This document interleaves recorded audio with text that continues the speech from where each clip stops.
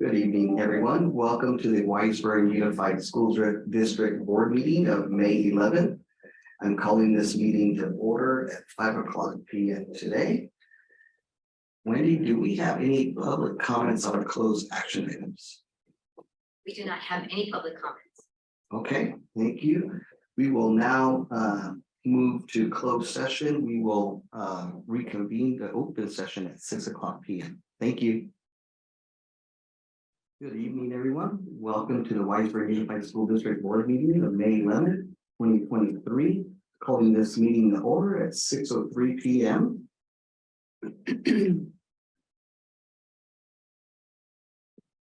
Tonight, we have two special presentations. The first one is on the arts program update by Ms. Sarah Nitzos. See her there in the audience. And then the second presentation will be a little bit of a tag team presentation by Kiana Clark, Albert Paredes, and Monique Ingram. There they are. And it's going to be on a nationally acclaimed program, Capture Kids' Hearts. So looking forward to hearing more about that. Wendy, would you please take roll call?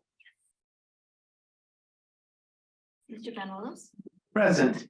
Dr. Goldman, Honored to be present. Ms. Kathy. Present. Ms. Canetta. Here. Mr. Martinez. Present. Thank you. And Dr. Harbeck, would you be so kind to read the pledge? Yes. Hand on your heart, ready to begin. I pledge allegiance to the flag of the United States of America and to the republic for which it stands, one nation, indivisible, with liberty and justice for all.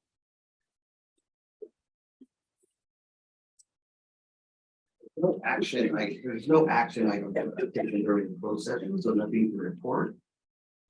And now, we have a motion to adopt the agenda. So moved.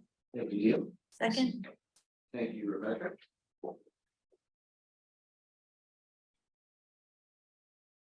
Okay. Wendy, do we have any public comments on items not on the agenda? Did you have one comment online? Could we move over Mr. Robinson?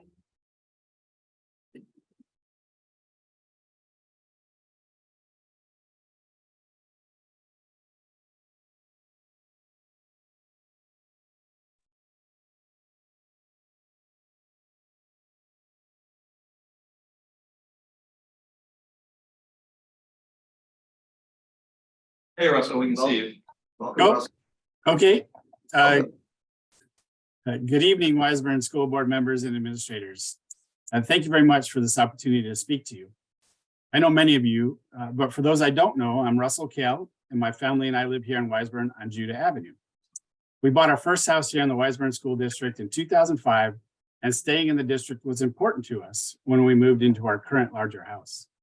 My three children have attended schools in Whitesburg for their entire lives. My son, Austin, is a graduate of Da Vinci Science, class of 2021. My daughter, Kendra, is a 10th grader at Da Vinci Science. And my son, Brandon, is an 8th grader at Dana, who will be attending Da Vinci Science next year. I've served on various Whitesburg Bond Oversight Committees and was recently appointed to Whitesburg Citizens Oversight Committee for Measure E. I've also been on the Whitesburg and Da Vinci CTE studio planning team since its inception in March of 2021. I've attended over 30 CTE studio planning meetings over the last 2+ years. A lot of effort by many people has been invested in this spectacular opportunity to add a new building at our high school campus. I spoke to both you and the Da Vinci board back in mid-March, asking you both to work together and find common ground for the benefit of the students in this district.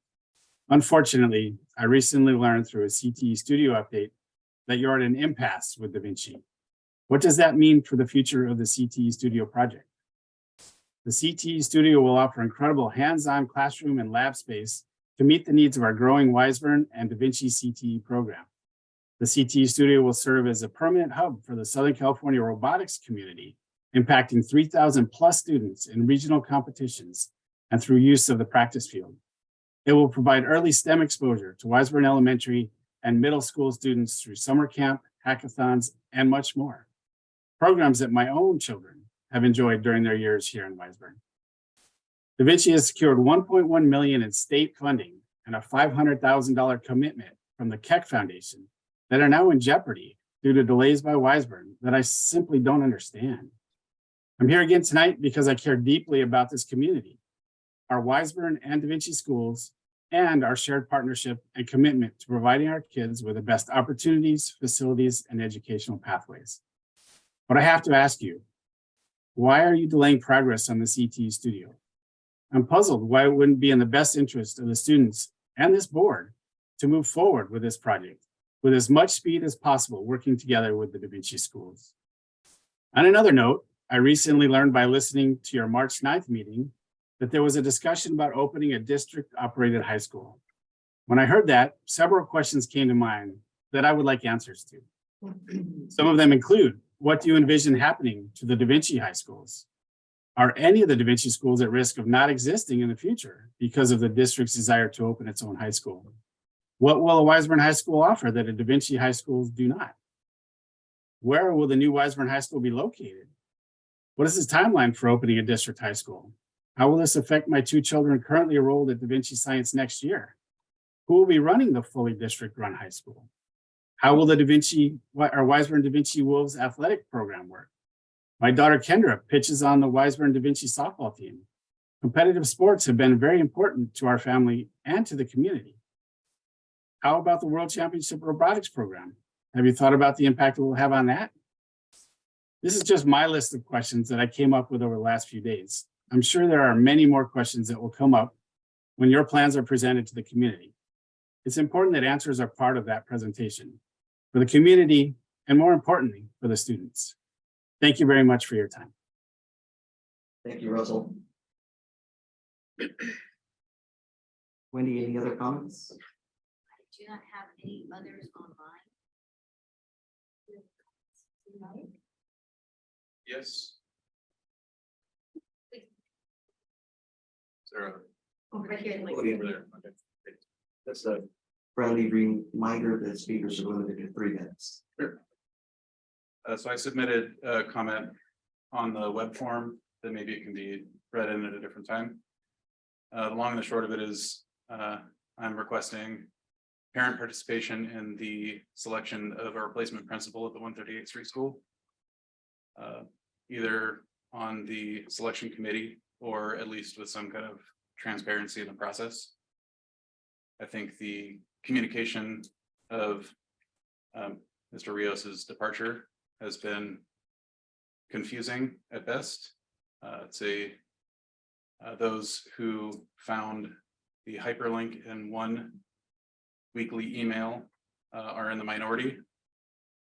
So I think it would go a long way to incorporate parent participation in the process to hopefully rebuild some of the trust with the parents.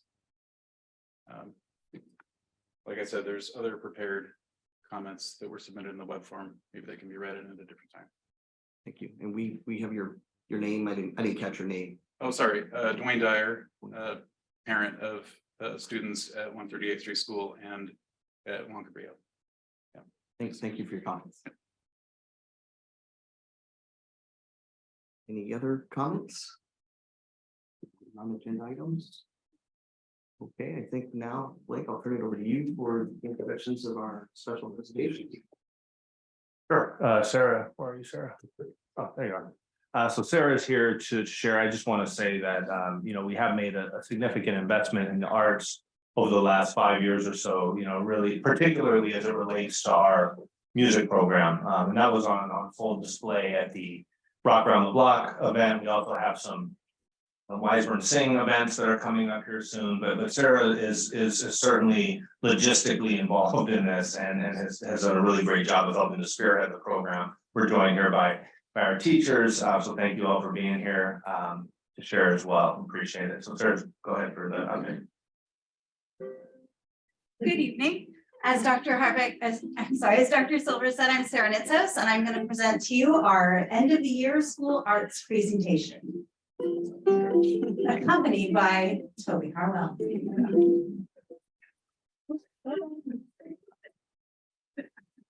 We'd like to take a moment to thank all of the partners, our Wiseburn school boards, our staff, our teachers, our support staff, our education foundation, PS Arts, and grants from the LA County Arts Collective. Our focus for this evening, we're going to take a look at our family arts experiences, our student arts experiences, our student music experiences, as well as drama. I brought you Arts by the Numbers, but I've updated it to include how art has touched the lives of all of our students this year, not just in the first or second semester.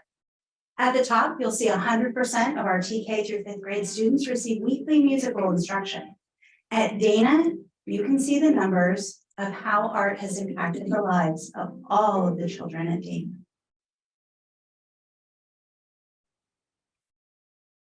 Let's dig a little deeper. In the elementary, we have music one time a week. Our TK through 2 is hosted by the amazing Ms. Anglo here with us this evening with the foundational and orphan instruction.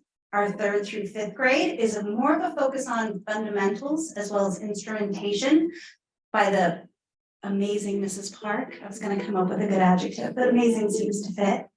3rd graders learn the recorder, much to the consternation of some of our families. 4th graders learn the ukulele, and the consternation is back for 5th grade violin.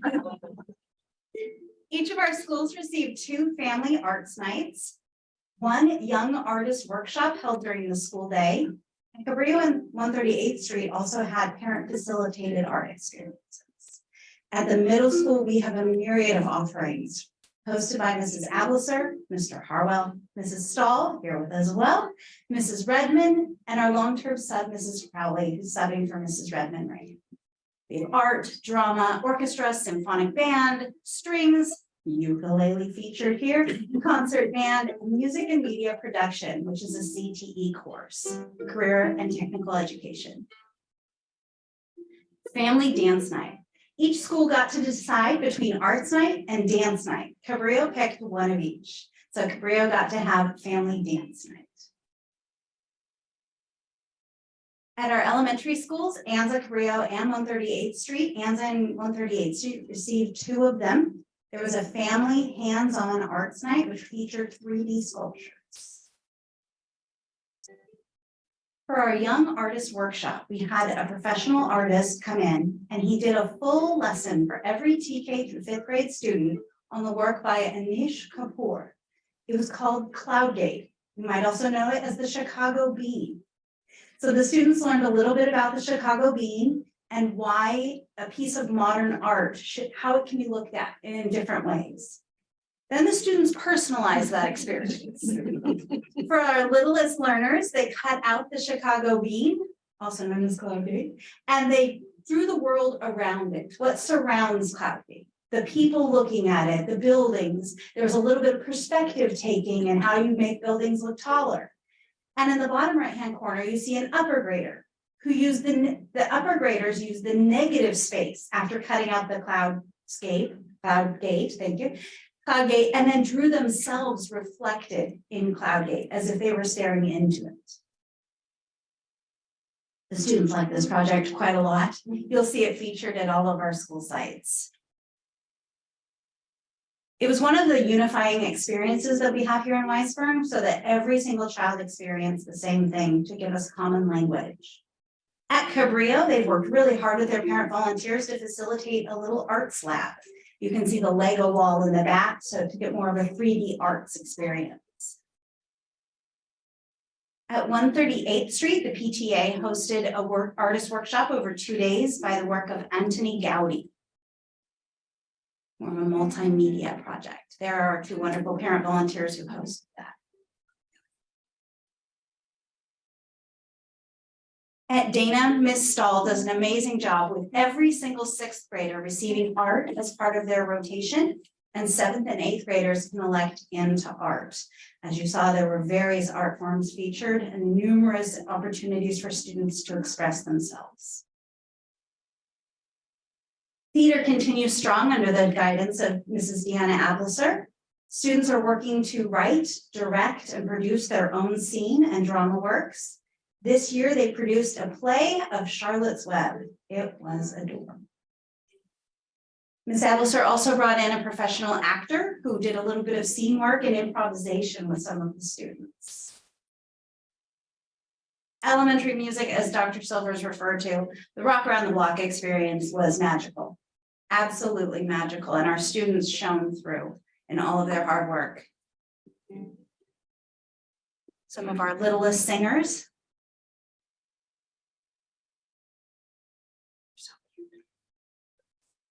And the parents loved it. Parent and principal, she's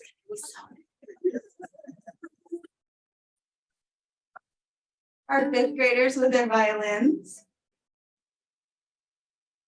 Moving on to our upper graders, we had a mix of Dana and Weisborn Da Vinci Orchestra students. I was told that when they started playing, people stopped and came over to listen, which is saying a lot, because sometimes music is not to everyone's taste. But people stopped doing their activities during Rock Around the Block, and they came to hear the music of our students, which is a huge compliment to the people sitting in this room right now. Miss Erica Corder shared some of the images she took. These were some of the standouts. The Dana student in the middle that I was told was a little bit shy a few years ago. In our CTE lab, give you a promotion. Mr. Tony Marwell has been working on music and media production, our CTE course that flows all the way up to the Da Vinci's. And he has shared with us a small clip of one of the students' work.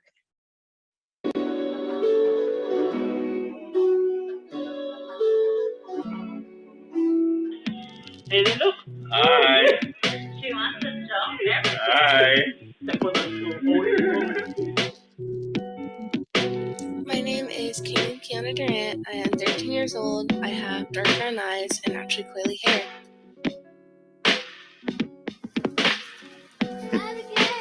I'm a huge animal lover, and I think if I were one, I'd probably be a dog. I'm an only child, which is why I think family is such an important thing to me, especially my cousins. We have a really special bond. So that's just a short clip of some of the work the students are doing, multimedia and a different approach to art and music. Looking to the future, we're very excited about the bond measure and how it can include an addition and renovation of a 21st century media arts lab that can host a whole myriad of activities that will really engage our students in what's currently happening in our world for media arts. Also up next is the Anza Art Show and Ice Cream Social, a very well-attended event. And Miss Park and Miss England have been very busy. There are lots of concerts coming up.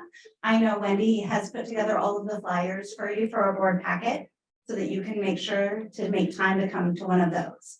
But I'd like to highlight that Dana and Da Vinci Orchestra auditioned and were accepted to perform at Knott's Berry Farm. This is very special because lots of people audition, but only a few get to go. So they will be performing on June 9th. We will be hearing back about our If anyone wants to chaperone. We will be hearing back about our arts grant that we've submitted for the LA County Arts Ed Collective in mid to late June, and we'll report back as soon as we hear. And another thanks to all of our partners without which this would not be possible. Weisborn is alive with the arts. But especially, thank you to all of our teachers and our arts teachers, especially who are here with us tonight. I'd like to thank Ms. Appleson, Ms. England, Ms. Harwood, Ms.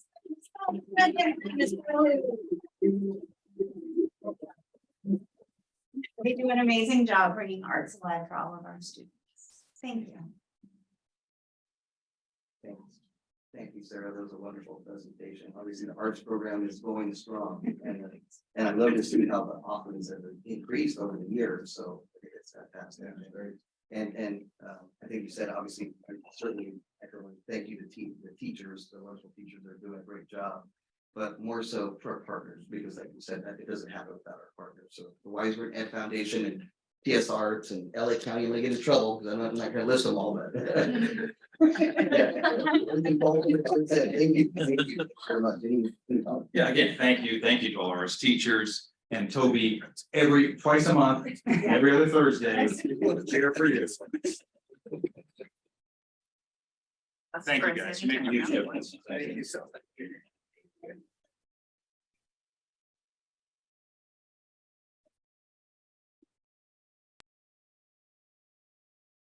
Ready? Second presentation. We should put it on the agenda, it still says presentation number 3. My mistake.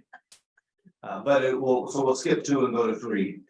And we're gonna talk, a lot of what we've seen coming out of our schools, and I think it's pretty much nationally, is the need to connect students to staff, the need to connect students to students. And our team has spent some time going over researching a very, very prominent national program that's called Capturing Kids' Hearts. I would think of California Healthy Kids at the same time, but Capturing Kids' Hearts. And so led by Dr. Ingram, our team of principals here had a chance to see this firsthand and really looking at a way that we can engage our school communities in building culture, building connectedness, building empathy, and all those things are really important. So without further ado, Monique, I think, and team, right? You're gonna all come up. Present on the California, the Capturing Kids' Hearts, not the California Healthy Kids Survey.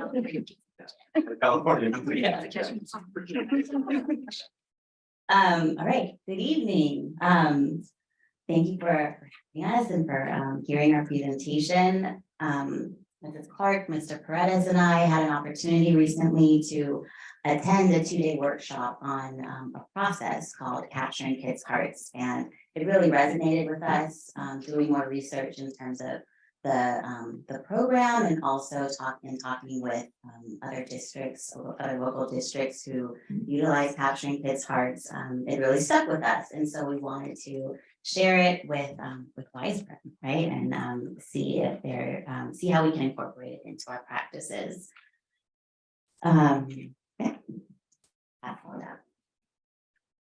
Good evening. Before I start, I really want to take a moment to thank you, the board members. You'll have jobs all day and you still volunteer to run a very unique district. It's amazing. You guys are doing amazing work, and thank you for your time.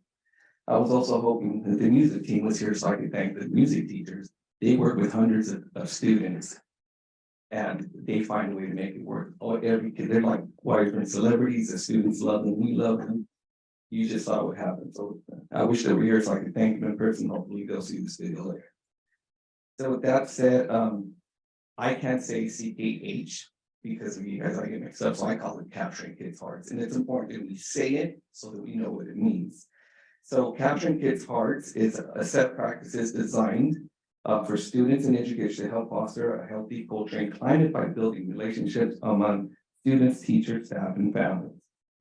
We went to this 2-week workshop and we learned, and it focused heavily on the relationships, not just between teacher and student, between parent and teacher, between parent and administrator, between board members and principals and board members, and it was the relationships across the educational setting. When we went to it resonated with me. It really made things to light. It affirmed a lot of the work that the teachers do, but I do want to say that I left there being reminded. Our presenter, he just constantly checked in on us, like, how are you doing? How's it going? And it just reminded me the importance of slowing down, looking past the agenda, and celebrating each other. So I'm going to take advantage. I want to just congratulate our secretary, Susan. She is a Wiseburn Classified Employee of the Year. Congratulations, Susan. So we're super excited right now. Too excited. So tonight, we're going to try to condense a 2-day workshop in 10 minutes. But we're going to do our best to do it justice. Please ask a lot of questions in the end. We want to make sure you have a clear understanding. We're going to talk about why is Capturing Kids' Hearts valuable? Who will benefit? What is Capturing Kids' Hearts? And how will we implement with fidelity?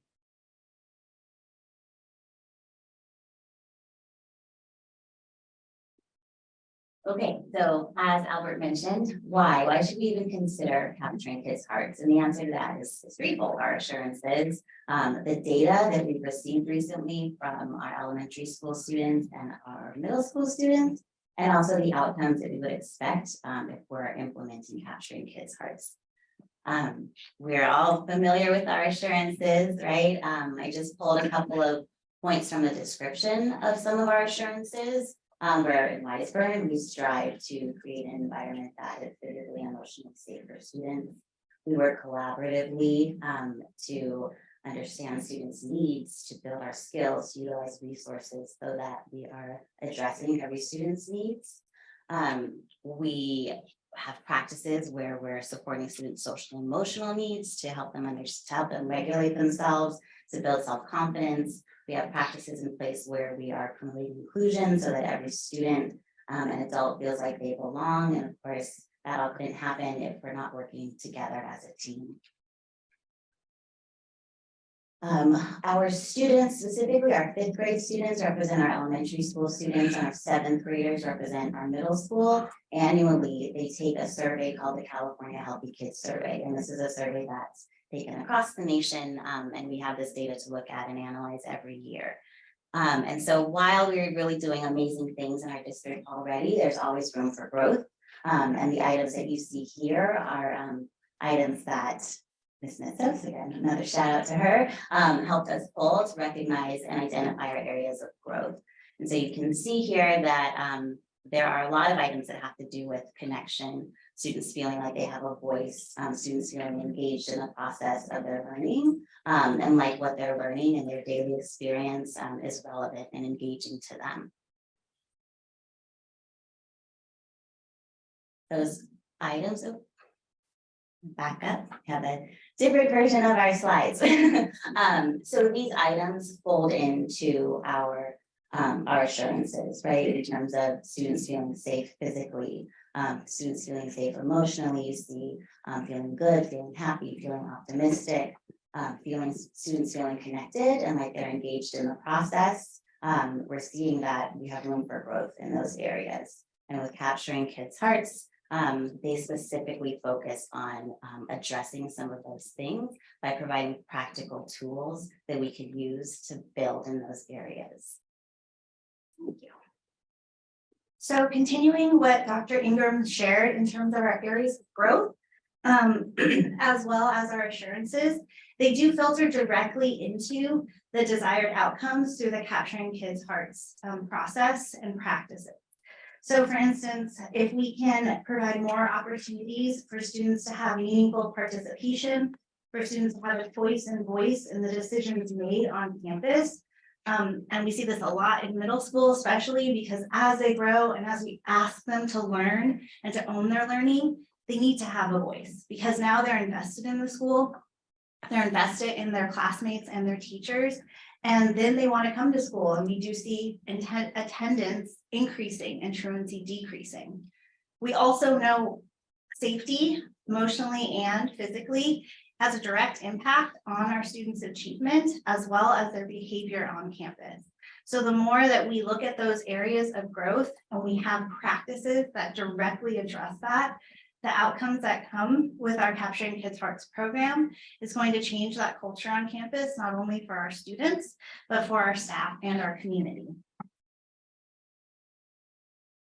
Which lends us and kind of leads us into the who benefits. So that was a lot about the why, but we want to know who are we going to impact?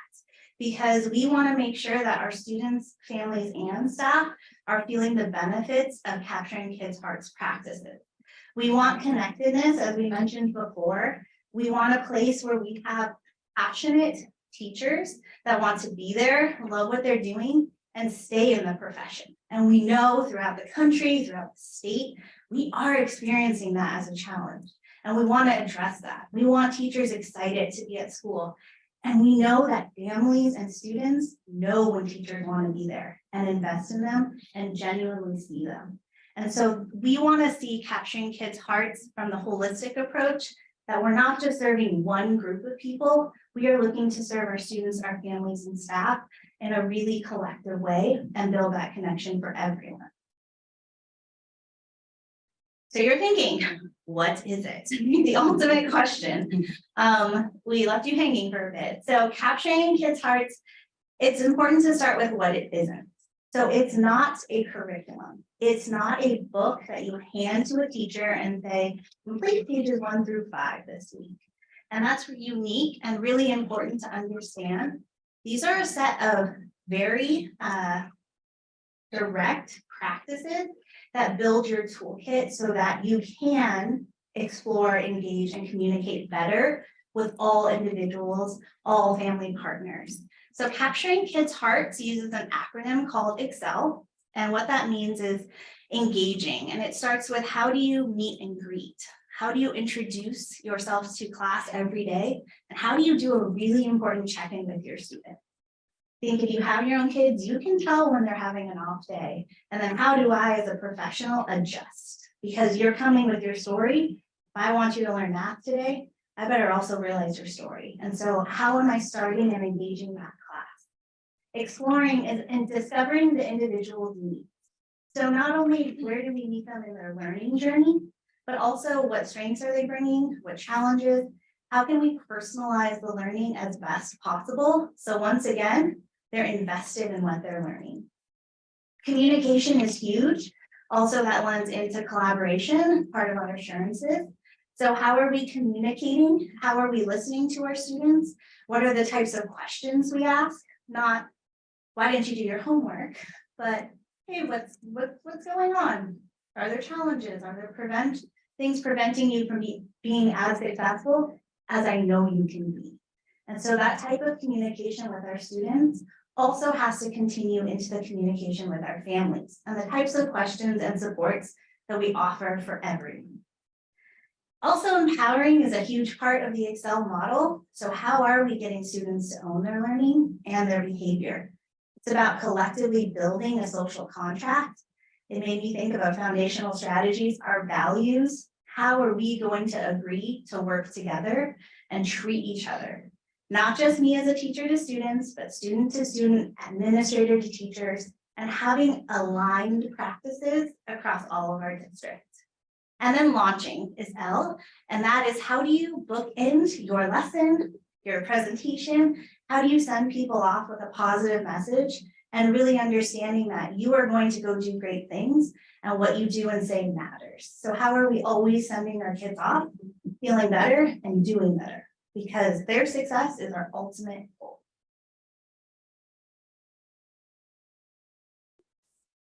All right, and now for the how would we do this? How would we implement this and make sure that it's successful in our schools? One thing that we want to make sure is that we're intentional in our practices. So sometimes we talk with teachers or you talk with staff members, second step, our SEL curriculum, for example, and they have the words in front of them, right? And they have the lessons in front of them. And still the question is, but what do I do with this, right? How do I teach this concept of emotion? Or how do I teach a student how to respond to this? Or teachers might be very confident in how they teach that concept, but it looks different in every classroom or across different school sites. And so how can we as leadership have this conversation where we can bring ideas to our teachers and bring opportunities like this to our teachers where we can be unified in our practices, the way we implement things, the way we show kindness, the way we build relationships with students, and capturing kids' hearts as this structure for us, that we can all be intentional about implementing our assurances and providing a healthy environment for students to learn.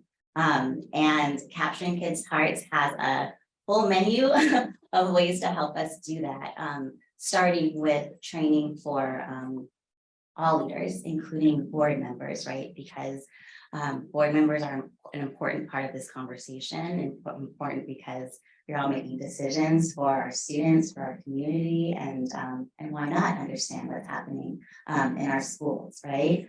An additional or separate training, I should say, for administrators and team leadership so that they can have the same training, but also a separate conversation that's going to help prepare them to support and coach teachers as they're implementing or working through the process as well. Of course, there'd be a training for staff members, all staff members classified, certificated, so that everyone on campus has the same training in how we would expect or how we would want to communicate with each other, with adults, with students, the expectations we have for students communicating with each other and building connections, and then of course with families and our community members. And then the follow through. So part of that follow through includes regular surveys that would go out to our students, our staff members, our parents, our administrators, conversations that Capturing Kids Hearts coaches would have with our leadership teams. Again, so there'd be constant feedback about what's happening at our sites, how are we doing with the implementation of these processes, and what can we do to improve fidelity so that we can make sure that all of those outcomes that were listed earlier, that we're seeing those outcomes.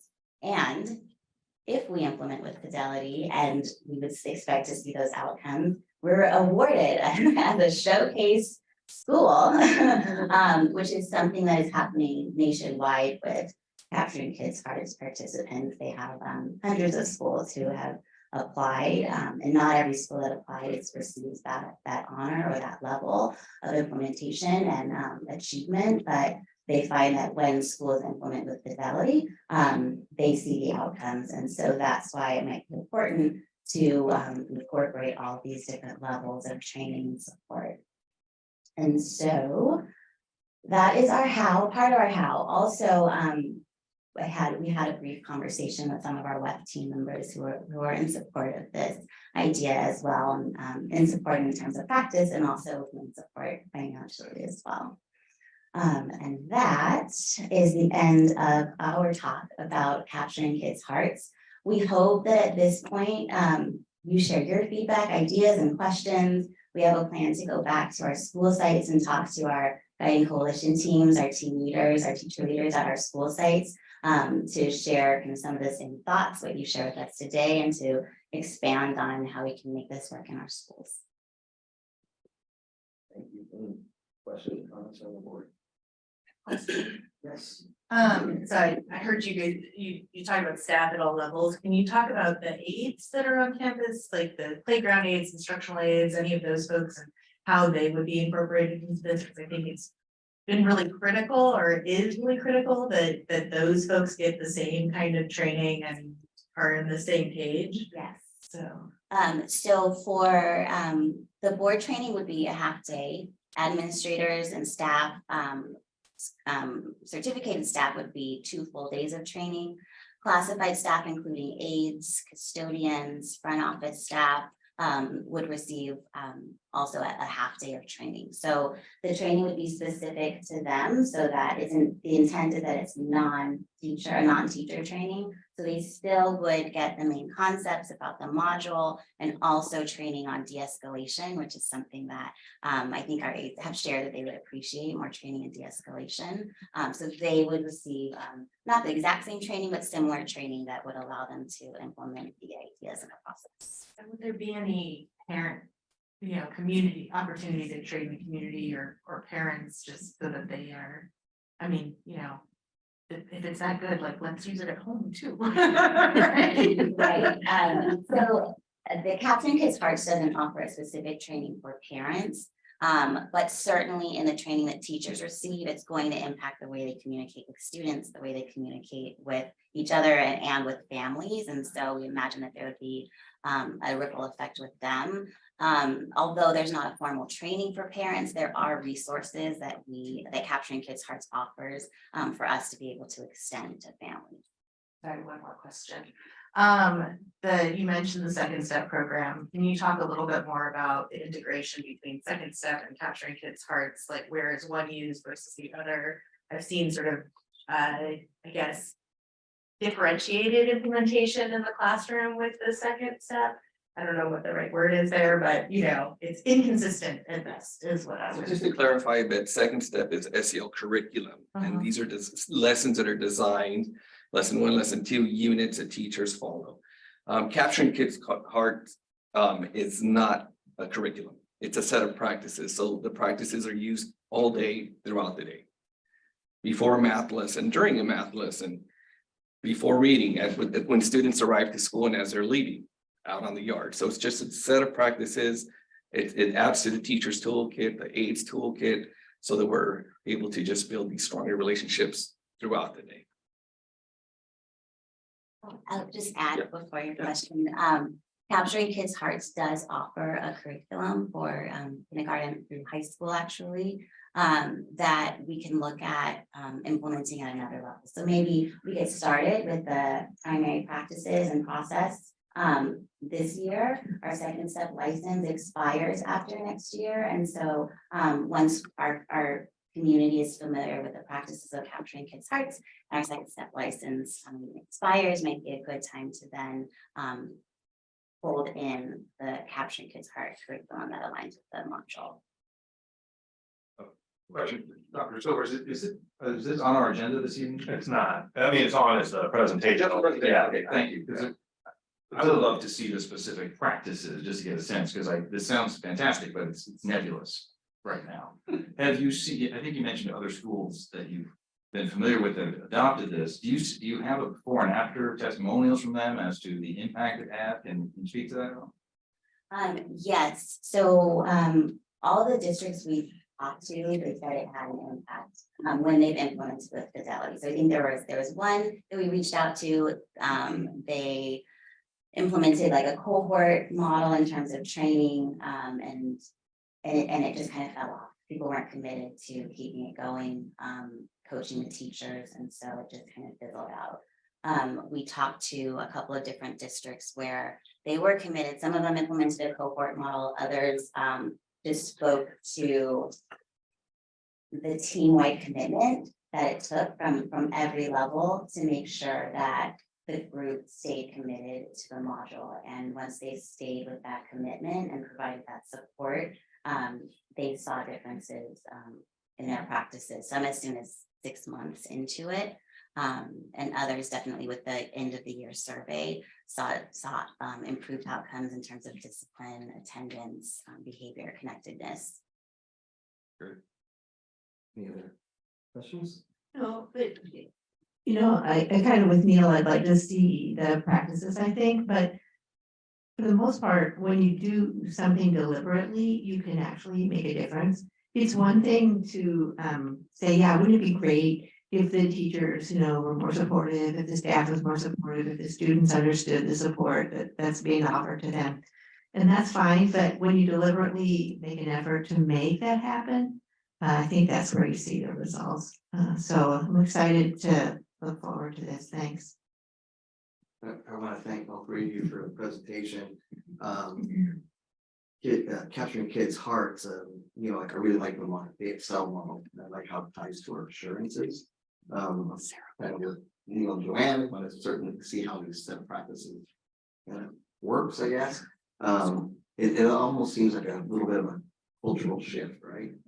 What I'm gathering.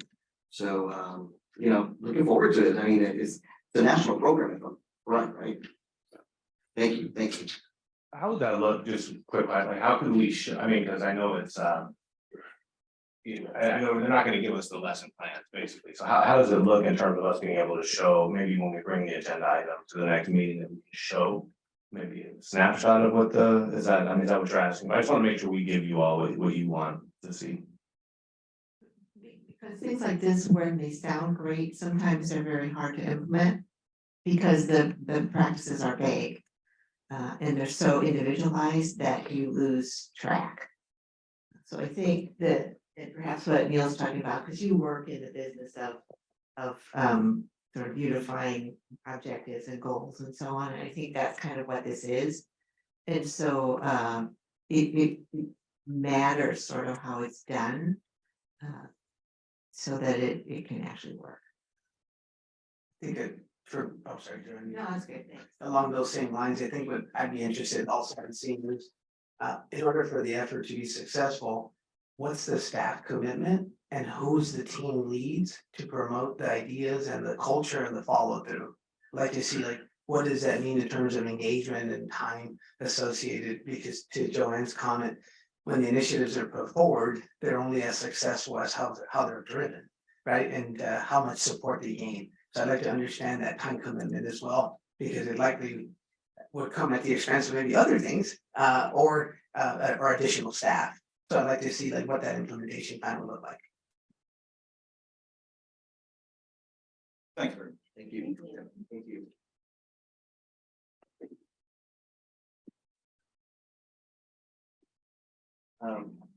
Before we go to board members' reports, I just wanted to share, especially with the public speakers, that for the public board bylaws, we cannot respond to public comments, so. Doesn't mean that we're not listening to the comments, but we just cannot respond to it, so.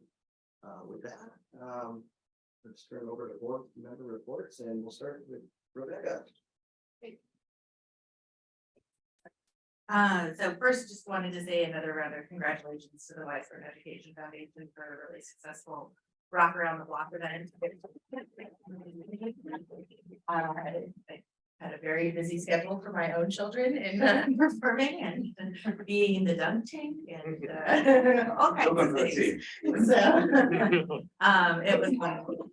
And I know we just heard from Dr. Ingram and Mr. Pettis and Ms. Clark about this new program to address their school culture, and I'm very much looking forward to hearing more about the Capturing Kids Heart program. As the mom of 2 elementary students, I know firsthand how critical it is to provide a school culture that is nurturing and safe for all students, a school culture that values each child for who they are. And acknowledges their differences and abilities. Many students with disabilities are already addressing unique challenges in school, and when they're bullied, it can directly impact their ability to learn and grow. Children with disabilities can look similar to other children, but because the difficulties related to social skills and behavior, they often find it challenging to navigate certain social situations, leading them to stand out. Bullying is not a harmless rite of passage that children should experience.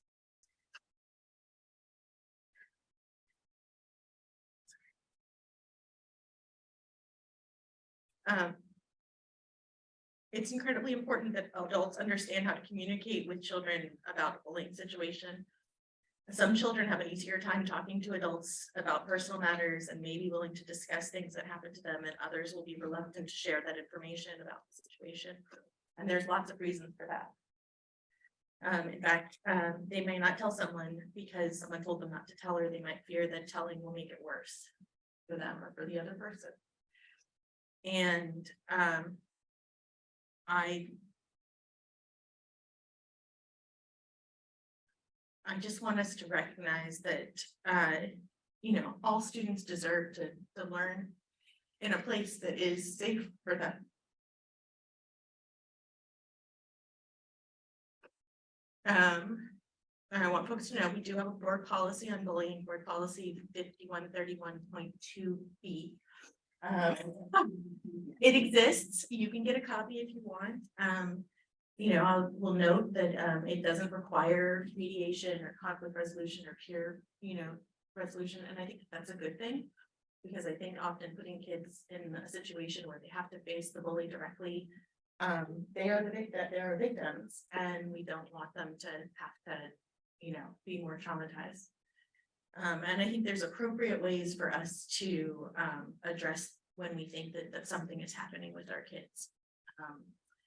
And I think the schools are doing what they can, and we need to make sure that they have all the resources that we're providing them to everybody. And that includes all the way down to the aides. It includes the teachers in the classrooms. It includes the administrators on the campuses being responsive and listening when folks raise issues and being willing to talk about it, and offering to find resolutions with the families. So like I said, I'm very much looking forward to seeing how this Capturing Kids Hearts program helps maybe to address some of those issues. I've seen them firsthand at not that program, but these issues that I'm talking about on our campuses. And I hope that we can find more ways to continue to address them as we go into the rest of the school year. blessedly be over in a few weeks. And into next school year, you know, and beyond, so that, like I said, all of our students are feel safe and welcomed and understood on our campus. Thank you. Thank you, Rebecca. Neil? Safety is our first pillar in our assurances. And I want to reach out and thank Dr. Silvers and the cabinet for reaching out with the follow-up on our strategic plan and our strategic foundation.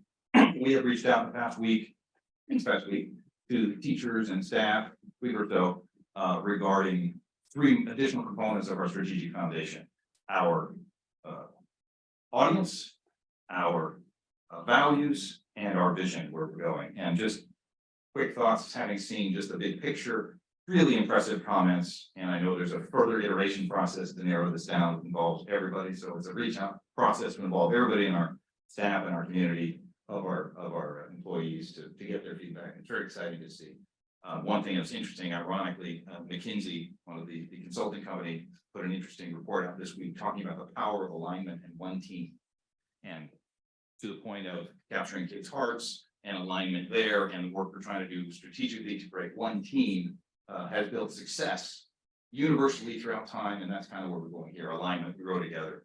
All our flashlights pointing in the same direction. So excited to see that happen. Also want to do a shout out to Rock Around the Block, just to acknowledge this is done by volunteers. If you went to this event, this is done by volunteers. This is remarkable. Kudos to WEF. Kudos to our PTAs, all the volunteers who give to our community. Thank you so much. Also went to a Cabrillo open house since our last board meeting. Just super fun, super inspiring to see the work of the teachers, to see the kids sharing their work with their parents enthusiasm, the community coming together. Good job, everybody. Great to see. Thank you so much. Also, we have some of our Da Vinci partners in the room. Dr. Wonder, thank you for your call regarding just our long-going relationship. We've known each other for many years. I want to just comment, we are to Mr. Keel's comments, and thank you, Nelson, for the comment about that we can't respond, right, to, but we can't, or bylaws prohibited. But we are trying to create this path forward for both organizations. And I just wanted to make sure that particularly the Da Vinci team knows, and I believe I'm speaking for all, but I'll speak just for myself, that there is great respect, appreciation, admiration for you on the board, for the Da Vinci team, for the great work Da Vinci does. This is not about Da Vinci, this is about us living to our commitment as a board and a representatives of the community to our fiduciary responsibility and path forward. So I look forward to a continued relationship with Da Vinci, continued working together to figure out a positive path forward for both of us, for win-win. That's certainly my perspective, and trying to create a good path for both of us into the future and long into the future. So thank you. Thank you, Neil. Well said. I'm going to skip over Roger. And go to Joanne. Hi, everyone. I also appreciate Matt's call, though I wasn't able to actually speak with you today. I appreciate the reach out that you did, and want to echo that, you know, I've been on the board a long time and very blessed to have been chosen by the community to represent the community and to represent our educational goals and objectives in this community for years. And I really appreciate that, and I really respect it and I treasure it. I learn, maybe I contribute to this board, I hope I do, but I also learn a lot. And every time we reach out to the community, every time we come to a board meeting, every time we hear presentations, we also learn. And I am very grateful for that, and do not take that for granted. We're interested in total people. Yes, we're educating a total child, but we're interested in those children because they're people, and they're going to be grown people, they're going to be parents probably of themselves, or they'll be workers in the workplace, or they'll be teachers themselves. Who knows what the opportunities will be. I'm lucky enough to have a great opportunity to work in the aerospace industry as well for many years. You mentioned McKinsey, we're actually meeting with them tomorrow. Because lo and behold, just because you get older, you don't necessarily get wiser. You don't necessarily know how to run an organization just because you've been doing it for 25 or 30 years. So we're having help coming in too, to ask questions and to help us figure out perhaps better ways to help people work together positively. It's really what it's about, and it's about doing it in a way that's safe, that's supportive, and that lasts. And I think that's one of the, if we can help our kids to do that, and if we can sort of take that into the community and keep that thought and keep that goal, we will have been successful in educating each other and educating kids who become adults, who eventually will be on this board themselves and make decisions in the future. So I want to make sure, at least for myself, people understand how seriously we take this commitment. You don't do this for this many years as a volunteer without caring a lot and without having intentions that are for the good of folks, the community, the students, the staff, sort of everyone. I really take to heart as well our assurances that the one about safety, to not take for granted any of the responsibilities that we have to educate our children, where we start with them now as preschoolers and work through elementary school and into high school. It's a huge commitment, and it is something that we share with Da Vinci. It's something that we share across our board and our staff and our community. So lest anyone think there are other motives, there are not. Education of the total child is what we care about and what we're working towards achieving. I on a sort of a more specific note, again, want to echo thanks to Web for Rock Around the Block, having planned one of those events probably 20 years ago and laid on Israel's floor in total exhaustion after probably having been up for 48 hours straight. I do recognize the tremendous devotion to raising every single dollar and then contributing those dollars to our music program, to our arts programs, to special teacher projects that we have. It all comes full circle. So once again, it's a team. And I want to comment once again, just one more thing about the music program. I speak several languages, and probably many of you in our listening today speak several languages as well. We're very fortunate to be in a diverse community. Many of us have been raised in multiple cultures, and I think that's so special in this life. Music is another language. So is math. So is the spoken word. And so I think to expose our students to many ways of communicating, many languages. Not everyone thinks the same way. People think differently, they express themselves differently. And music is a universal language. When you go to a concert, there's no sort of relationship necessarily between the culture of a person and who's enjoying the music and who's presenting the music. It's very diverse. And I think that's one of the strong points about our community as well, is the diversity, the common language that we enjoy, whether it be spoken, whether it be communicating with capturing kids' hearts, whether it be through music. It is a way that we relate to each other. And I value that as well. So anyway, I'm going to get off my soapbox, but thanks everyone. And just know that it comes from the heart, and my heart's already captured. And it is with good faith and all. Thanks. Sure. All right. Thank you, Nelson. I have 2 comments today. First one, I would like to thank Russell Kell for his comments today. As we've all mentioned, can't specifically respond to them under the public comment period. However, there's always an item in our agenda for board member comments.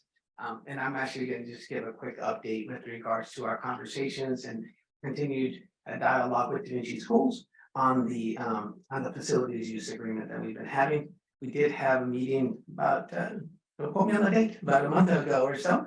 And we've had some coordination and some exchanges of some written documents. we're at a point where we do want to, we're continuing to discuss a new facilities or a new agreement on how to best to move forward with the use of these facilities. And we have provided a correspondence as well to Da Vinci Schools, which they're looking at. This is not out of the ordinary in that there was a lot of foresight in the documents that when we originally started our partnership with Da Vinci Schools, which is actually since 2008, then we had a facilities use agreement subsequent to that. In there, we do have a provision, and we did think that at some point, there's going to be some items that we have not thought about. The partnership is going to evolve, and we should revisit our agreements. And there is a provision in that agreement that states that we should be revisiting the documents that we have within 10 years or a mutually agreed period in between. You know, I think we're pretty much there. We're right at that stage, and I really look forward to continuing the dialogue with Da Vinci and the colleagues here on the Wiseburn board to develop a new agreement that's going to allow us to continue to move forward. That's in the best interest of all of our students and the community that we serve. And to that effect, we do have our next meeting already planned. I believe it's on May 30th, and we'll be meeting. Nelson and I are the Wiseburn representatives for Wiseburn, and then Mr. A. Santiago is in attendance today, and Joe Weber are the representatives from Da Vinci. Our superintendent and for Wiseburn and CEO for Da Vinci also attends. So looking forward to continuing that dialogue on May 30th. And then my final comment is really want to express my appreciation to WEF for the Rock Around the Block, which is a fantastic event. It's always amazing how many community members come out to that event and see that engagement.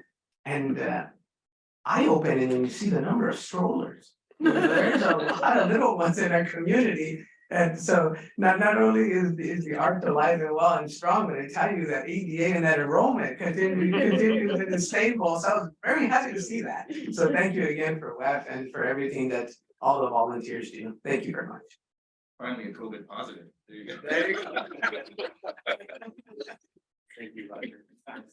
Because all of my colleagues have said the Rock Around the Block event is wonderful event. That event, supports the music and arts program, it supports the STEM program, and it supports the student wellness. So it goes beyond just the music and arts. And I think you've heard a theme here tonight, from capturing kids' hearts and presentation. So, and that takes a village to have that event, as my colleagues have said with Rock Around the Block. It just takes a sacrifice and volunteers and so forth, and just a lot of work. And it also, the Da Vinci volunteers are a part of that. So kudos to the Wiseburn Ed Foundation, all the partners that contribute to the program to make that successful. It's our biggest fundraiser of the year. So like I said, it takes a village. So I just want to thank everybody involved. The other item that I just wanted to touch, because I think everyone captured most of my comments tonight. Month of May is Wiseburn Teacher and Staff Appreciation Day. And, I wanted to just thank the Wiseburn and Da Vinci staff for everything that you do on a daily basis to support our students and our schools. We have wonderful schools, and so kudos to all our teachers and staff. But big applause. Thank you. Thank you very much for all you do. And for those of you that have not seen it, every month we're putting out a newsletter that I believe Erica's responsible for. And the main newsletters, take a look at it. There's all these wonderful items that we share with the community, we share with parents what's going on.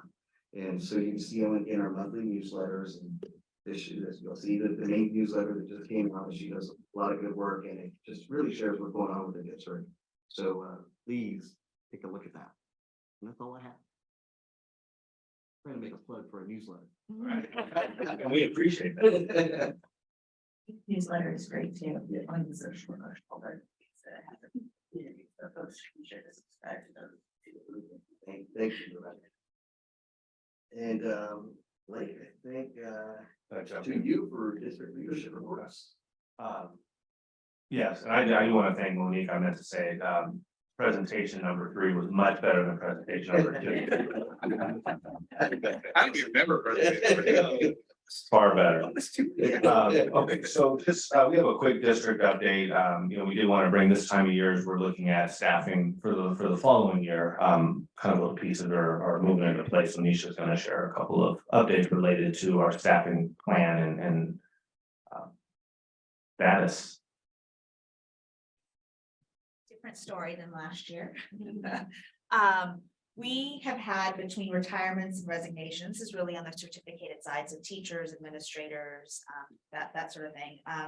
We are in different stages of the hiring process, everything from paper screening, interviewing, verification, and reference checks. Even offers to some, and then eventually before approval. And so I will say, based on the current vacancies, that we should be fully staffed before the end of the school year. I do want to thank especially WFA members who put in their retirements in advance. And so we were able to start the process of hiring in April instead of July and August, which has been happening. And the reason for that is we do have an internal transfer process through the collective bargaining agreement, so that say a third grade position opens up, current teachers are able to apply for that position first internally. So although we think it's a third grade opening, it could become a fifth grade opening if a fifth grade teacher moves into that position. And so this domino effect was able to start a lot sooner. And that helped to then start interviewing our external candidates. Over the last 2 weeks, we've actually been in the process of interviewing external candidates, which means hopefully by either the May 25th board meeting or the June board meeting, we will have all of the new employees ready to go. Based on the current openings, people may still resign or retire, but based on what we have now, we should have a full staff before we let out for the summer, which is going to be a bonus for us. We can get teachers involved in professional development, administrators involved in strategic planning over the summer, and so we're in a good spot. People are also applying for positions, which helps. And so there's a different vibe out there. Folks want to get back into the workforce. And so we do have not just qualified candidates, but phenomenal candidates applying for jobs. We are in the process right now of making tough or difficult choices on which candidate to offer positions to. This is also similar in our classified and application process as well. We currently have a BCBA position open, and when we've looked in the past, have not always found the best candidates, and we've kind of tried agencies in other ways, but Peggy is going to be interviewing some phenomenal candidates, and it's going to be a difficult choice to make on who to move forward to the next round. And so we're feeling good in the HR world in terms of hiring for the coming school year. Great. Great. What a difference. Finally. Yeah.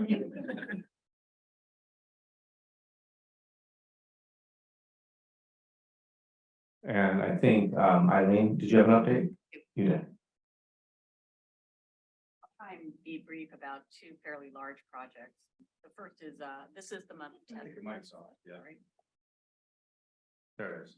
So May is the month where we participate in the mandated state California assessment.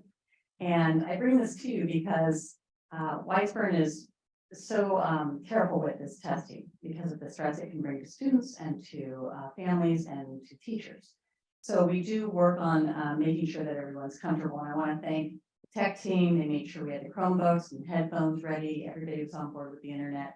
And particularly our vice principals who coordinate testing on each campus, the teachers who work so hard to make sure everything goes smoothly, our instructional aides who participate in this, as well as the PTAs who surround the kids with snacks. So we have a wonderful setup and looking for good things with our testing. The results we're being told mid to late June or being August. So there's a little bit of a gap there. July doesn't count. July. But parents will receive with their report cards at the end of the school year directions on how to access those scores on PowerSchool, which is our student information system. So it's completely transparent. In fact, when you go on and look at that, you can see your student score reports for as long as they've taken any of these tests. So it's a great vehicle, and there's a password and all that, so it's all very private. And the second thing I want to speak to is that we had our LCAP, our final LCAP meeting, our local control accountability plan meeting this past Monday. I'd like to thank all those that attended. We did have representation from our families, English language development, web. We really felt good about that. We were able to wrap it up, turn it into LACO, LA County Office of Education. As they review our draft, they come back with suggestions, we make those fixes, and we bring it to the board for public hearing. That will be on June 22nd. So we're looking forward to that. Thank you. All right, I think Dr. Hasty had an update as well. No, I'm kidding, Dr. Hasty. All right, you don't either, right? Okay. I just have to put everybody on the spot. Wait for the neighbor, but. Right. Well. So I will try to just jump on go to my update next. Just a couple things for me. I am gonna ask Monique at one point to come up and just share a little bit about where our renaming numbers are looking, just in terms of the student vote versus the adult vote. I mean, we're not giving any type of indications where it's going as a result, but just wanted to talk about numbers, like what we're seeing in terms of the sample size, if you will. But other than that, I just wanted to touch bases on a couple real important things in the school district. First, I do really look forward to an opportunity to work with Monique and with our principals that we saw present today on capturing kids' hearts. You know, I recall about 10, 12 years ago, we made a similar type investment in a program at the middle school called CORE, and we really revisited how we treat students and how students treat each other, and how this whole interaction and interplay in these little societies that we call school is just very, very important. And so being able to have a similar dialogue, I really appreciate, what Joanne said, which is, sometimes it's the program, but it's really it's really starting that conversation and being intentional about that conversation. So definitely we'll bring that back, but look forward to working with the team on that. I think that not the most important thing is how students and how adults feel at school is going to directly impact how they perform at school or how they grow at school and all of that. So again, really looking forward to that. Also excited to, I'm not excited, I am about another thing, but I want to just point out, I want to thank Eileen, for the LCAP. Just the amount of time that goes into that is there's a lot, it's a huge document.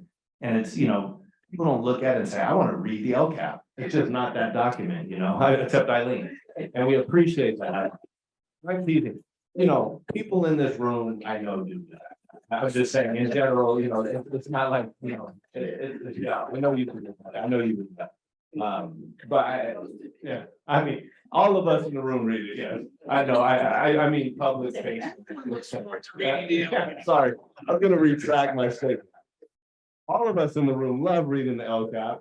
But there are others that may be watching or in public that don't. And so it's something that, Eileen puts a lot of heart, a lot of energy, a lot of time, trying to bring people together to have conversations about how to go forward and so forth. Had an opportunity today to talk to the chief of police, Chief Tomatani with Hawthorne Police. There have been some conversations about not security, I'm not gonna say that, about students attending, going to the park. We have Hollywood Park, so it just kind of shared some of the concerns that we're seeing. He was very, very supportive, said they're gonna look into some options, we talked about even, and LCAP actually was brought up that maybe there was an opportunity with Parks and Recreation in the city of Hawthorne to have like these targeted times of day, obviously after school for middle schoolers, to maybe help provide some supervision that we as a school just can't provide. We just don't have the bandwidth to do that. So we'll continue that conversation, look forward to bringing that back to the board. Also wanted to say that on May 18th of this month, it's Speech Pathologist Appreciation Day. And so I do want to extend a very special, specific thank you and appreciation to our speech pathologists in the district and outside the district, those people that are working with our students, to communicate and to speak. Really, I mean, it is what it is, right? And I just think it's a really, really it's a very noble profession. I've seen these folks at work and it's definitely eye-opening to see students achieve. I mean, it opens a whole new world to a student when they get something and speak in speech and speaking. So thank you to them. Wanted to talk a little bit about the teacher of the year, and I wanted to share the new process that we went through. Nisha shared it with this board, I believe, a couple months ago, but we were talking about due to county guideline or county timelines, not guidelines, but the county timelines. We pushed, instead of doing the recognition in August is when we typically did it, or early September at our welcome back. We moved it to now. So yesterday I was able to join the ANZA staff, our whole team was able to join the ANZA staff to congratulate Secretary there, Susan Castellanos, for classified employee of the year.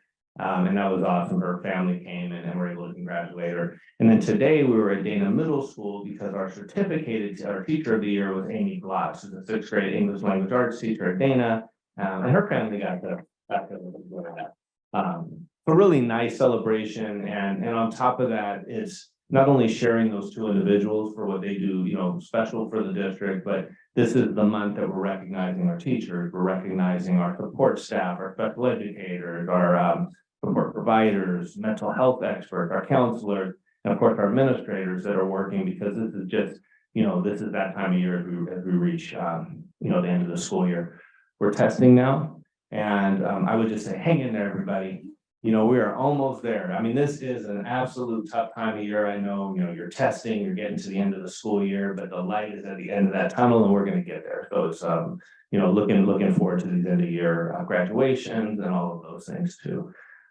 Without, again, further ado, Monique, do you want to just share some of the numbers? We're not giving away results, but just some of the numbers. I've heard it referred to as 100 days of May, and there's only 99 to go. Yes, sir.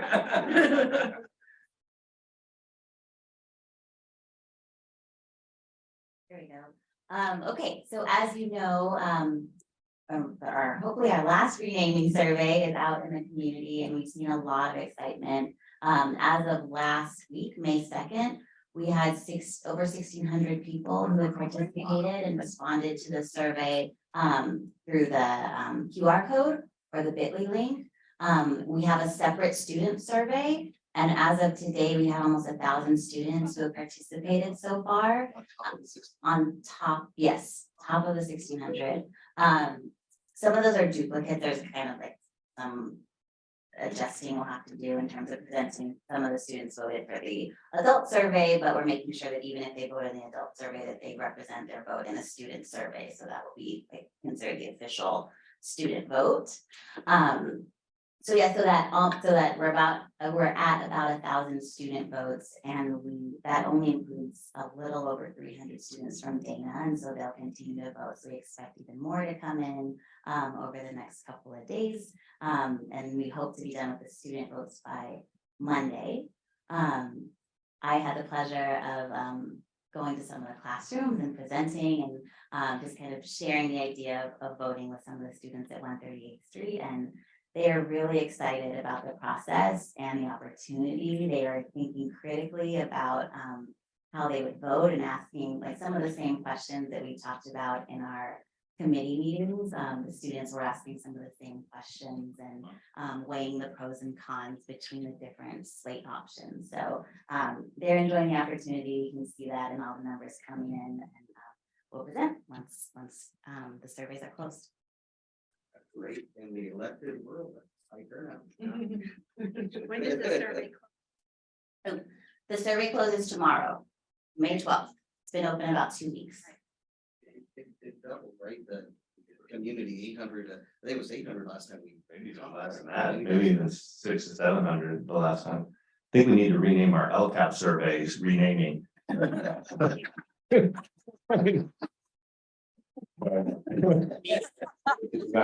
Yeah, I know, we made it, yeah. Thank you, Lee. Thank you again. That's great. And then, you know, I do want to just lastly, say we are looking forward at the next board meeting to give an update on the bond program. I know Noemi's here. She's here because we have some items on the agenda we may need to clarify. So thank you for being here as well. And I think we'll get to those items here soon. I'm done. Thank you. That's it. Thank you. Yes. About the Holly Blood thing and Sure. the police vote. Yeah. So I know, I think we've talked about this before, that I think it is important to have more supervision there. Yeah. I am leery about providing an opportunity for police to contact children. Mhm. That I want us to be really thoughtful about the times when we involve police as the resource for contacting our kids, as opposed to other adults, mental health professionals or otherwise. And so I just wanna, so I understand you talked to the Hawthorne PD about it and stuff, but I really would support us looking at other options, non-police options for providing supervision at the park, because I just leery about, you know, there's a lot of young, really small kids that are there, you know, as well as older kids who are, you know, misbehaving. But just, we know that those outcomes, that earlier folks get contacted, you know, have interactions that are negative with police officers, that those can lead to other more negative outcomes down the line. So just wanted to make sure that we're having that conversation. I think I'd like to say a couple of things to that, Rebecca. One would be that I think the conversation was more around more Parks and Rec and looking at some recreation leaders. I would also say we do want to develop these positive relationships with our law enforcement as well, so that those interactions aren't negative, you know, so at an early age, students are having unique and positive relationships. And that's something I know that the police department per se is really working on with their community policing. But I think the intention of our actual supervision would not be, I don't think the chief would want to have a police officer at the park. I mean, it would be looking more at recreation, park supervision. Across the street from the park, I would really hope that we can do some good for the students that are there. It's unusual this year. This is the first, we've lived there for 20 years, so it's the first time I've seen this amount of unsupervised young folks sort of roaming around. And it is distressing, I think, because it may not be the best environment for them. I don't know what happened all of a sudden. Did some programs stop, or what's causing this? Do we know? No, I mean, I think that, no, I don't have no idea. I mean, I think we've seen this over the years though, because we have patrolled, probably maybe not to this degree, but I know we have spent some time as middle school supervisor going down and having to patrol it for those couple hours after school. Patrol, probably not a good word, supervise it to some degree. We're hearing it's more, I mean, I don't exactly know why. I mean, COVID, maybe people coming back after being inside and then, yeah, I don't know. Do you think there was an impact of removing the fencing around the play structure?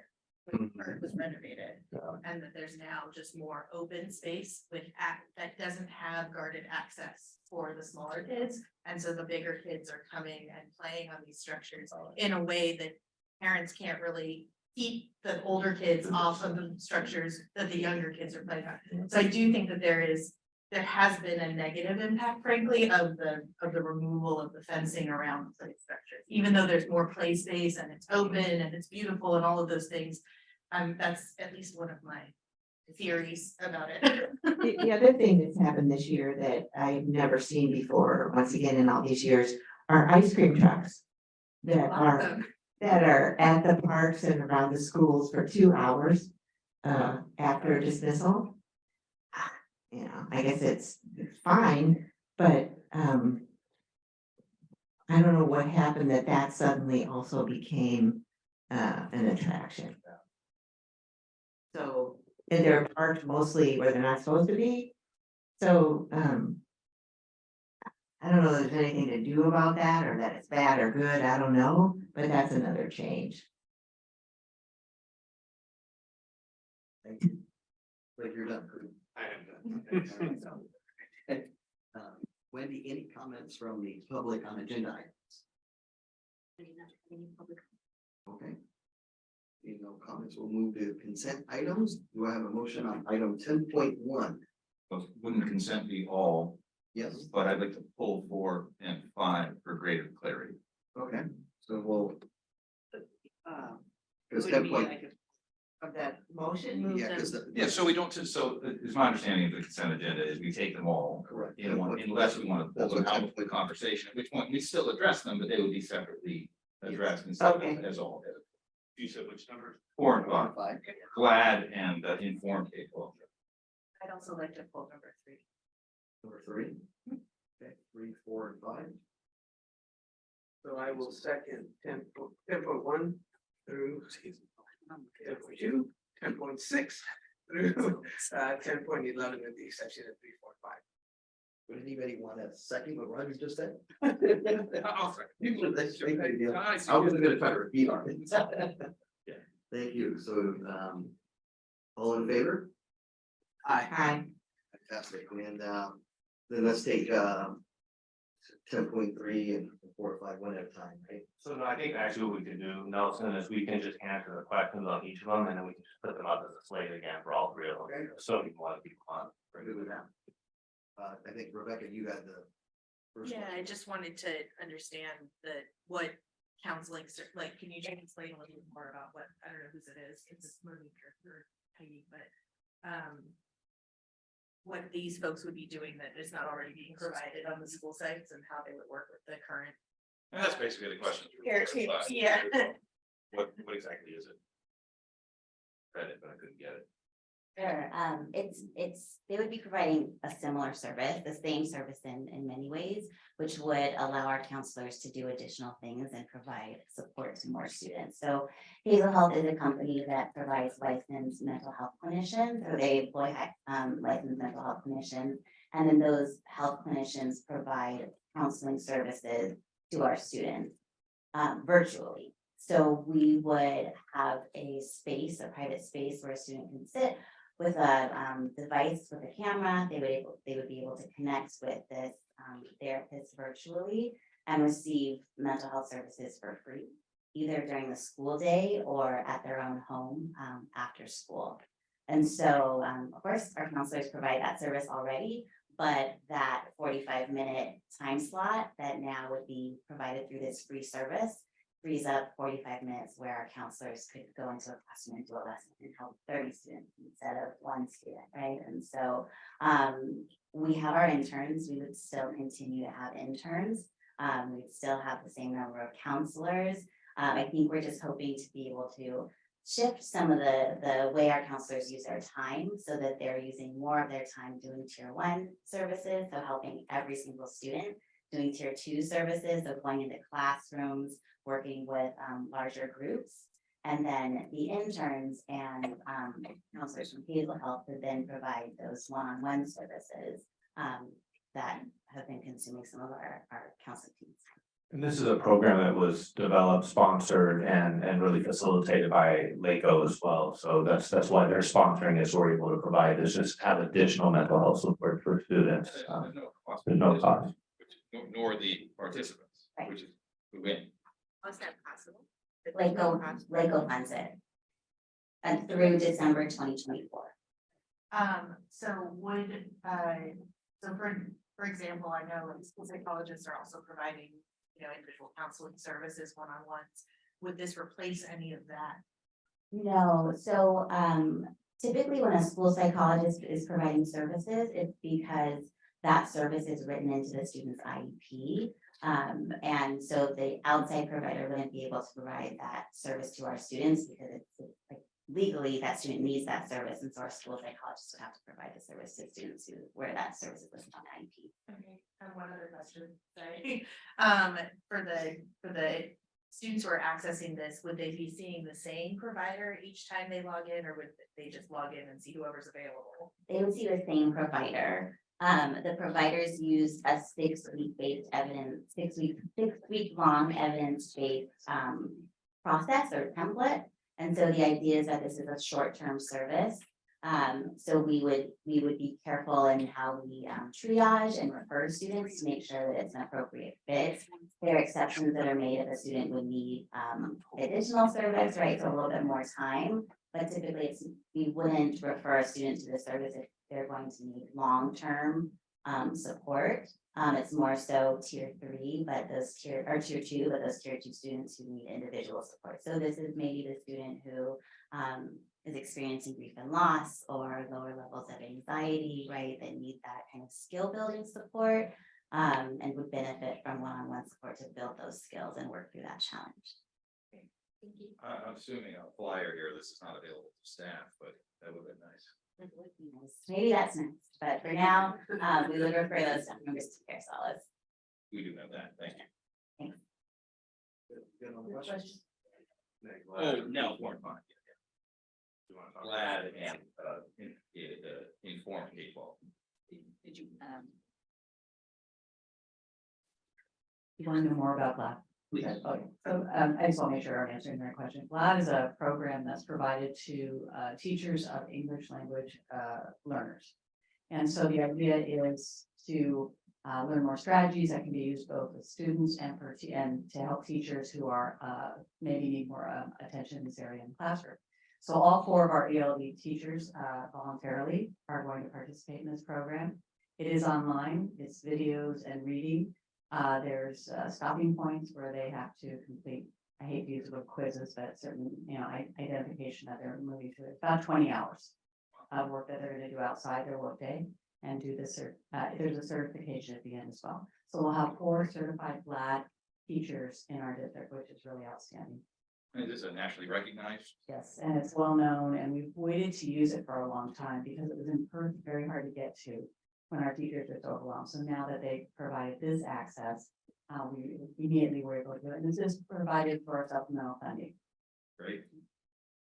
And then the other one was informed people. Thank you all.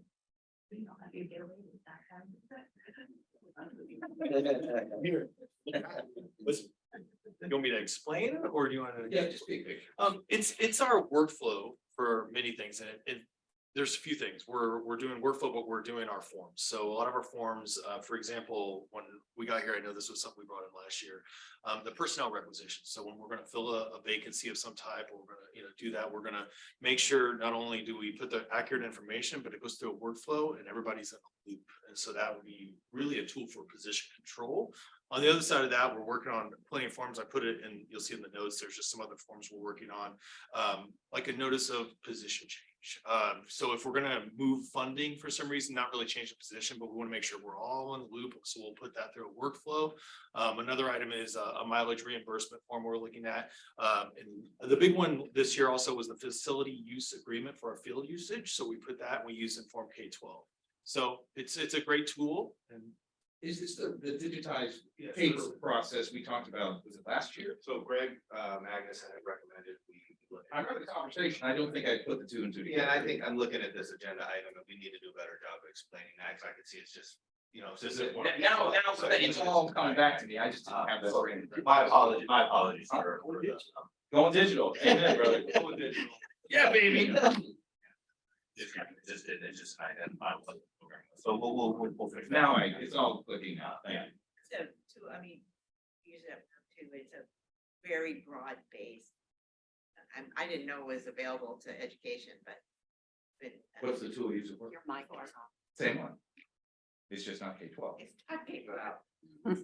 Okay. Yeah, Inform your space. something like that. Thank you very much. Thank you, Judy. So do I have a motion for the slate of 10.3, 10.4, 10.5? So moved. Thank you, Neil. And is that a second for Rebecca? Thank you. All in favor? Aye. Aye. Well done. Action items. Do we have a motion for the action items?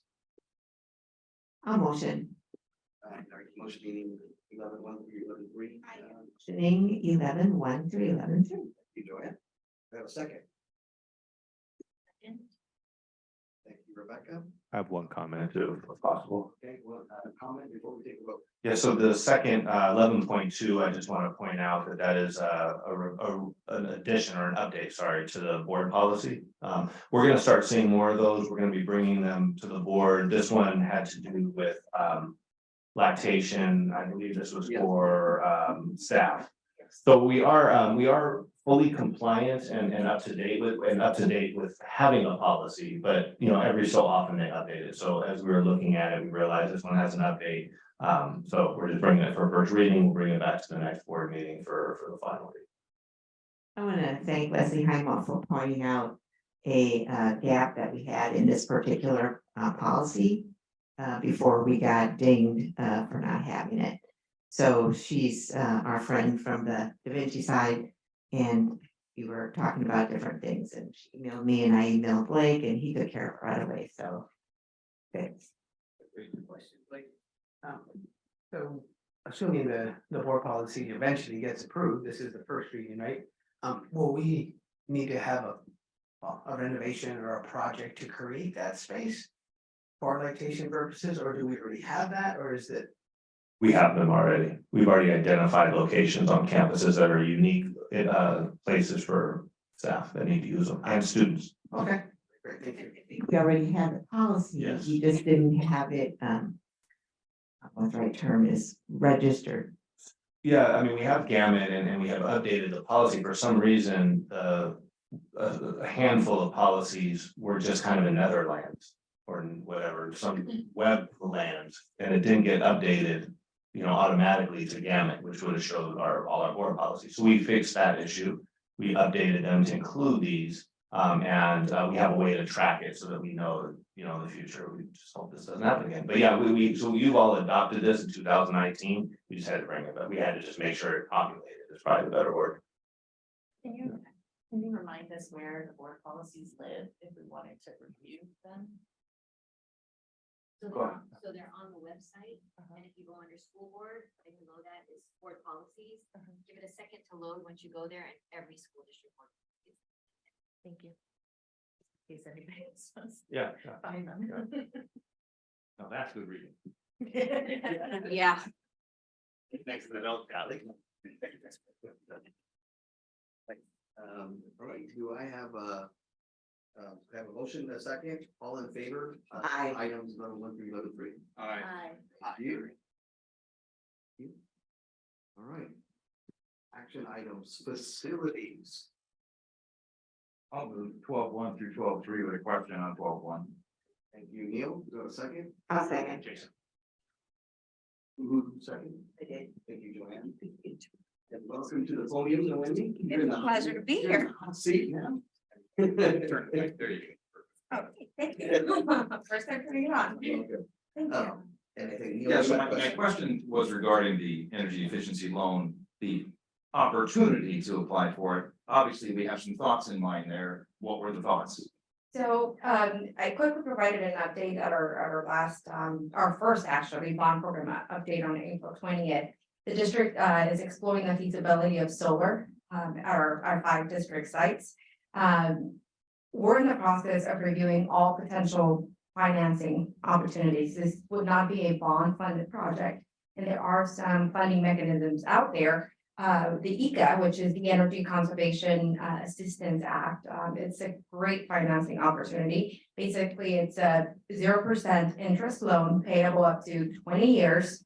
It has a ceiling, $5 million ceiling, $3 million for solar, the actual solar carports and the panels, and then $2 million for vehicle energy batteries and EV charging stations. So it's a $5 million cap. Right now, the actual ECA loan program is fully spent, but it is a revolving fund. And the Energy Commission actually encourages school districts to apply and to continue applying because the Energy Commission will take basically as the money comes in, it'll be on a first come, first served basis. So really what this does, it allows us to get in line.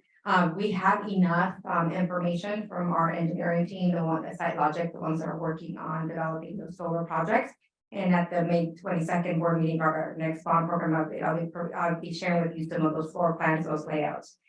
There's still some engineering to do. We're only about halfway through, but at least this gives us an opportunity to, it's a formality. There is no obligation. But it requires that when we submit our applications for these sites, that this resolution and the board minutes are attached, basically saying that it was presented to the board. They understand that this is 0%, basically all the guidelines of the loan. Thank you. Mhm. You mentioned at the next board meeting, you'll have an update. I will. Any ideas if we will have at that time the viability, this is really soon, as to solar? My goal, well, I am hoping to have something by then. I've been pushing SiteLogic. As a matter of fact, they were at our all 5 sites today with the engineers doing that. This is their second walk. They brought out all of the engineers and they were grateful enough to help open up some doors.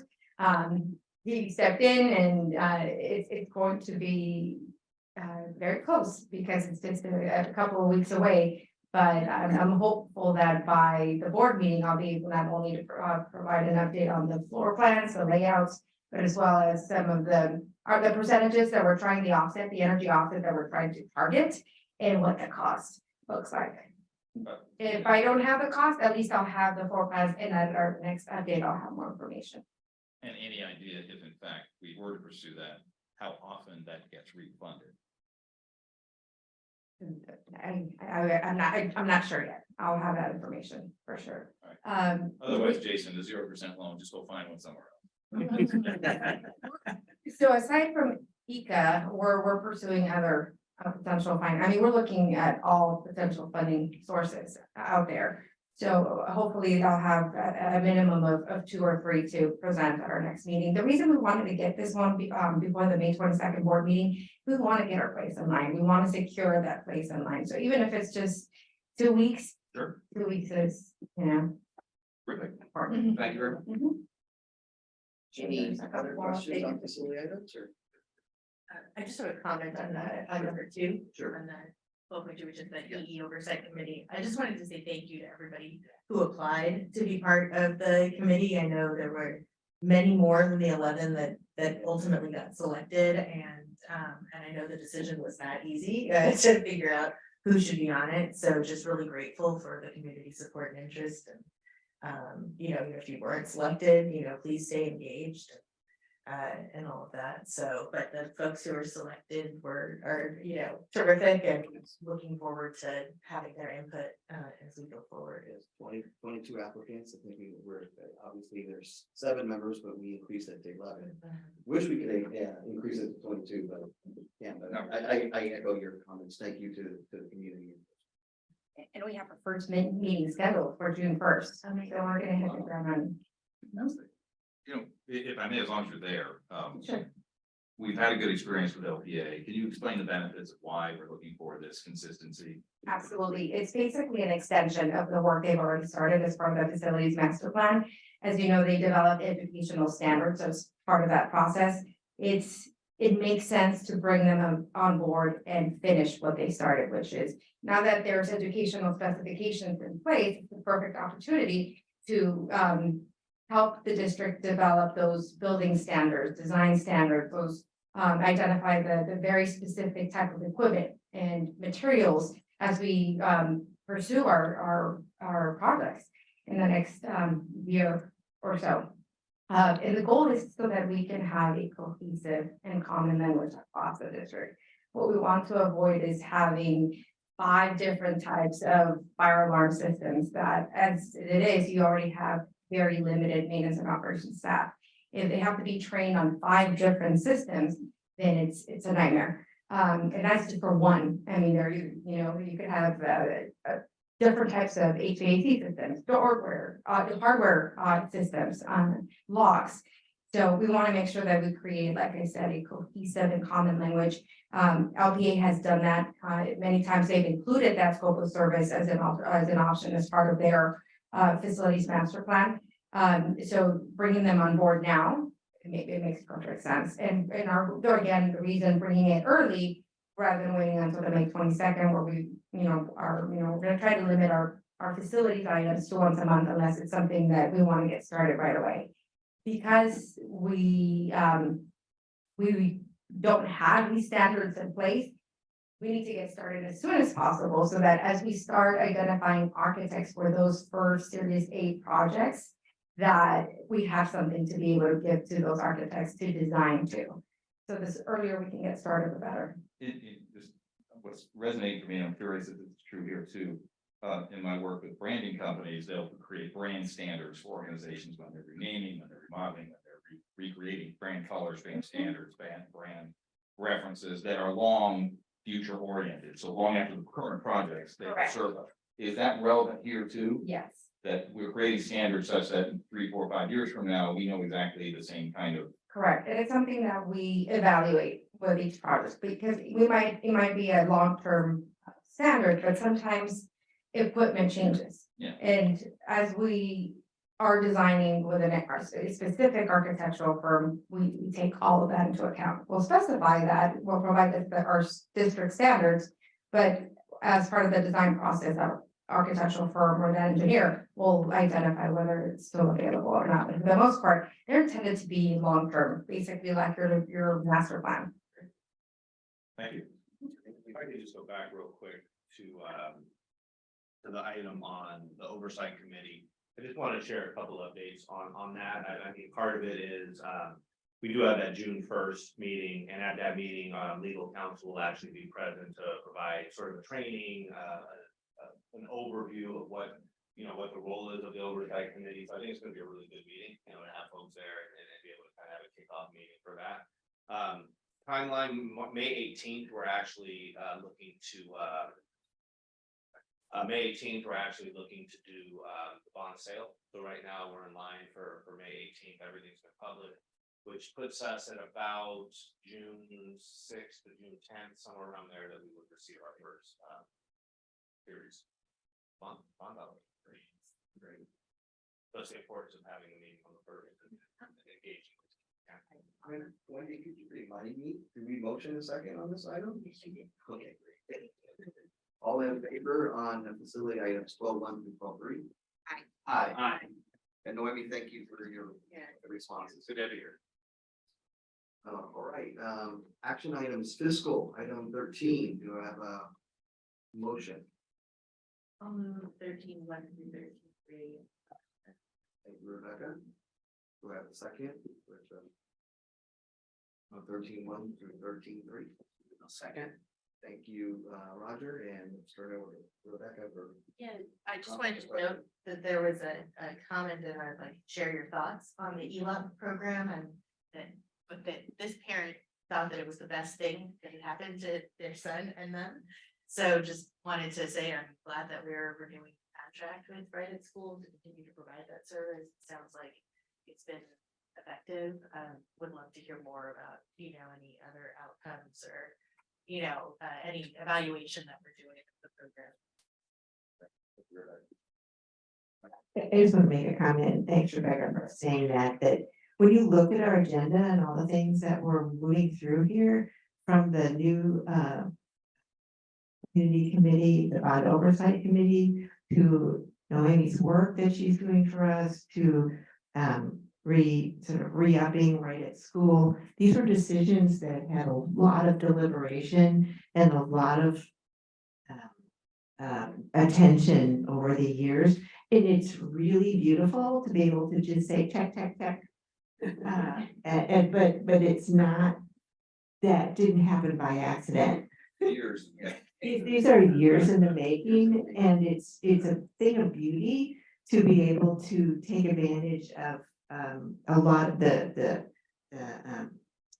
our board, I say that our assurances and the other sort of mottos and models that we follow, and to be able to use them and apply them to the way we're running the district sort of all the time. So I want to compliment everybody, I guess, Blake and staff and board for continuing through with this. I'm really excited about that. Thanks.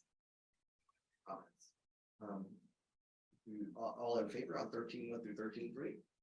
Aye. Thank you. Item 14, our recommendation is to take that one at a time.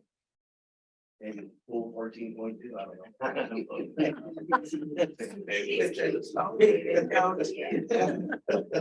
know. I'll motion 14.1. Thank you, Joanne. Do a second. Second. Thank you, Neil. All in favor? Aye. All right, item 14.2. Happy to motion 14.2 also. Happy to second. Motion, second from Neil. I did just wanted to make a comment here. This is obviously for our wonderful superintendent, Blake Silvers, who's leading our district, and thank you for the wonderful work you're doing. This is extending his contract by 4 years. And there is also a minor revision to his stipend with regards to health benefits. That's now included and no longer a separate item. So with regards to his contract. So, but Blake, again, thank you for your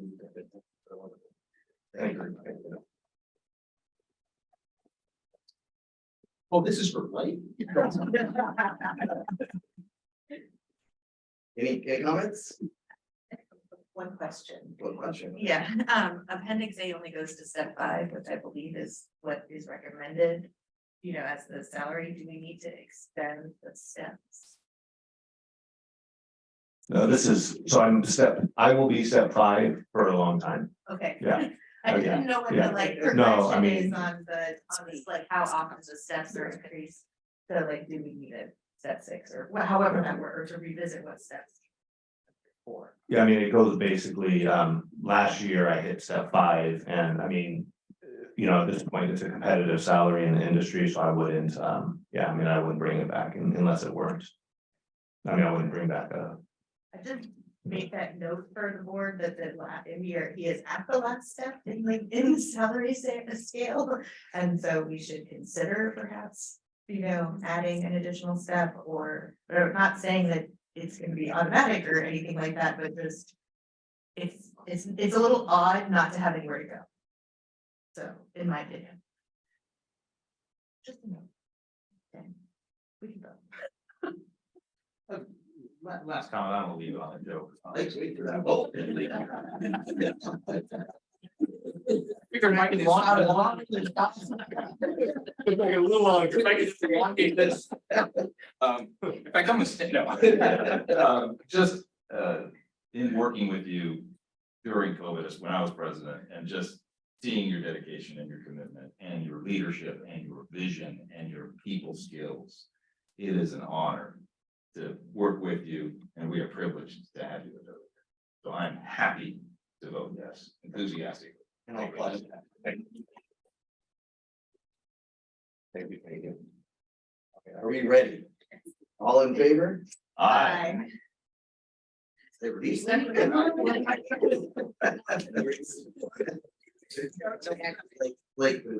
Thank you. Thank you, everybody. Hey, a question is, I know we're reaching the end of our agenda. It struck me that the 0% loan is obviously a wonderful potential thing if that's down the road.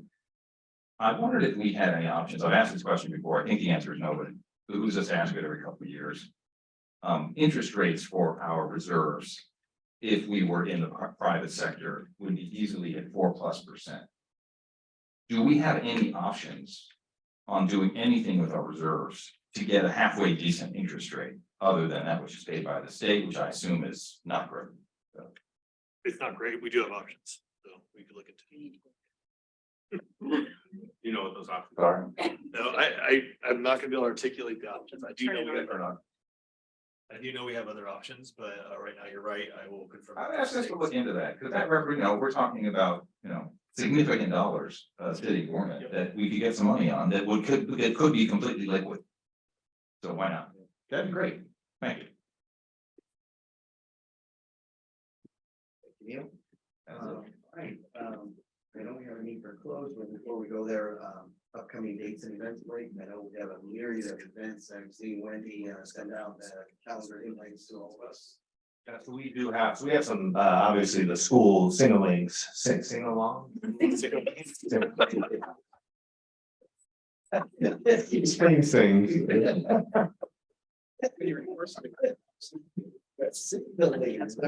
Yeah. So, yeah, we do have those coming up and really, importantly, we have our graduations that are coming up, our Da Vinci graduation. I get to be a father of a graduate. My first high school daughter is graduating from Da Vinci Science, so that's gonna be nice. And Dana graduates on the 15th, is that right, 14th? I'm sorry, 15th, 2 p.m. So that'll be it's always a really nice event. As well as we'll send out information on any of the end of year activities for the elementary schools as well. They're always really fun, so looking forward to that.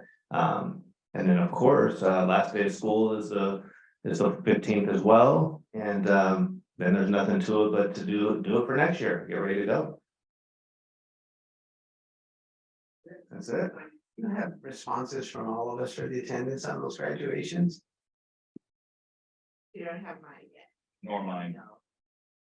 I let them know whoever has responded already. You have mine. I think you read my mind. I did, I have that. I need to tell you that I don't think I can make the July board meeting. First or second?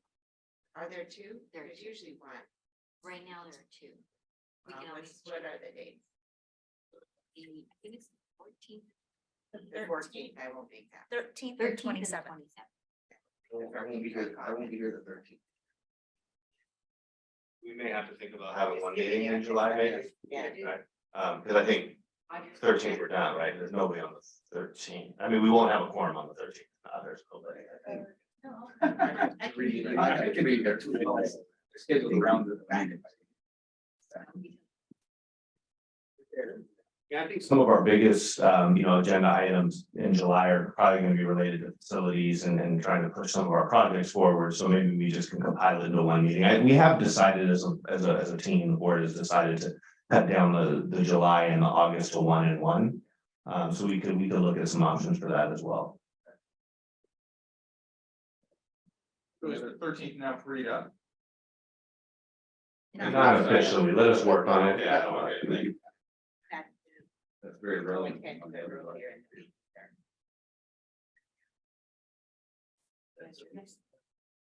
I can make it. Yeah, we'll put together, I'll work with Wendy, we can try and put together some options here. Any Yeah. other dates you're gonna know about or not? Good, okay. We're good. All right, I think that adjourns the meeting at 7:58 PM with 2 minutes to spare, everybody.